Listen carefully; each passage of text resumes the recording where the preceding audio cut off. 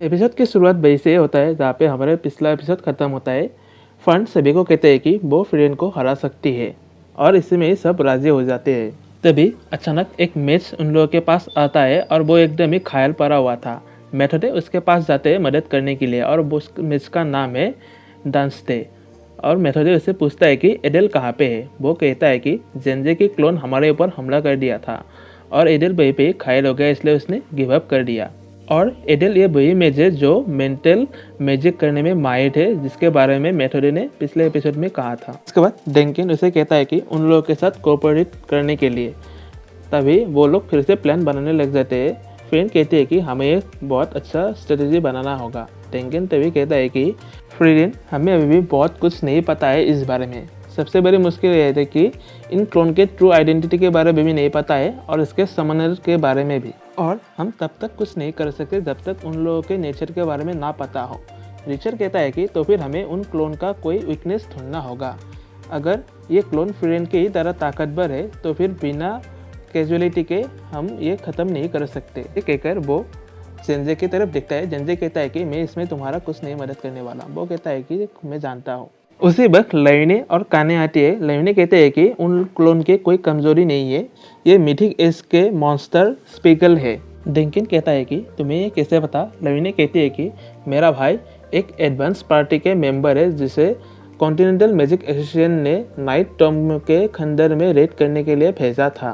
तभी रिचर लैविने को कहती है कि अगर तुम्हें ये बातें पता थी तो पहले से ही हमारे साथ मिलकर काम नहीं क्यों किया। लैविने कहती है कि पहले देखने में किसी को भी नहीं लगता है कि एक साथ काम करेंगे। काने भी कहती है कि हमें पहले पता चले उससे पहले ही फ्रीडन और फन वहाँ से निकल गए थे। लैविने फिर से कहती है कि तुम जैसे रूथलेस इंसान अपने एलाइज को कभी भी छोड़ सकते हो अगर कोई रूल ना हो तो। डेंकिन हंसकर कहता है कि ये सच में तुम्हें नफरत करती है। फिर से लैविने कहती है कि इस दरवाजे के पीछे ही स्पीगल मॉन्स्टर है और वो खुद किसी को अटैक नहीं कर सकते हैं।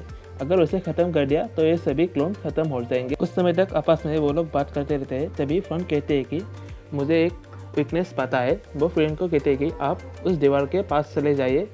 फ्रेंड वैसे ही करते हैं और तभी फ्रेंड उसके ऊपर हमला कर देते हैं। फ्रेंड कहते हैं कि तुम लोगों को कुछ नोटिस हुआ।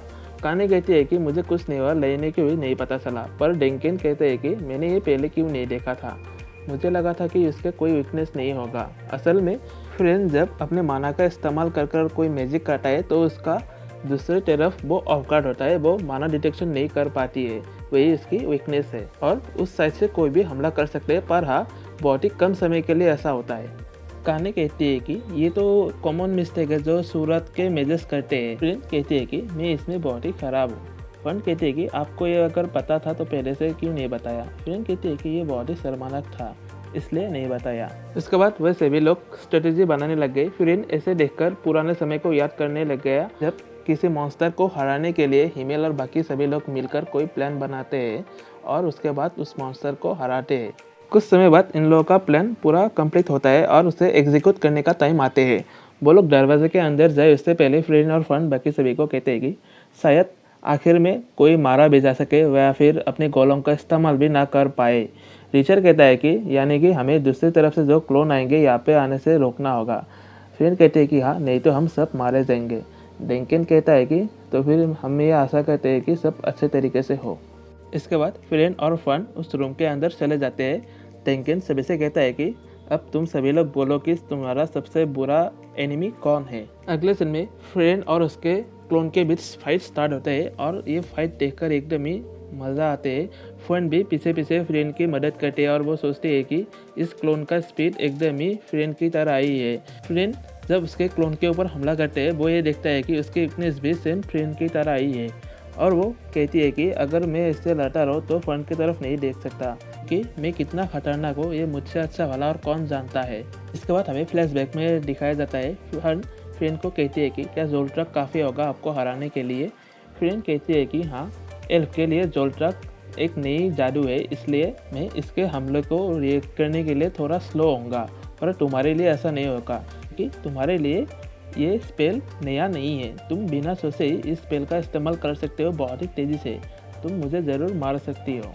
अगले सीन में हमें पुराने समय को दिखाते हैं जहाँ पे फ्रेंड साइडी के पास आती है। वो एक लेटर भी साथ में लाती है जो फ्लामे ने फ्रेन को दिया था। सायरी इस लेटर को जब देखती है वो पाती है कि फ्लामे ने उससे रिक्वेस्ट किया है कि वो इंसानों को जादू सिखाए, यानी कि जो आज के समय हमें जादूगर दिखाते हैं इंपीरियल मैच, वो सभी का स्थापना सायरी ने ही किया है। जो ये सब फर्स्ट क्लास मैच या सेकंड क्लास मैच ये सब जिसने ऑर्गेनाइज किया है ये सब सायरी ने ही किया है।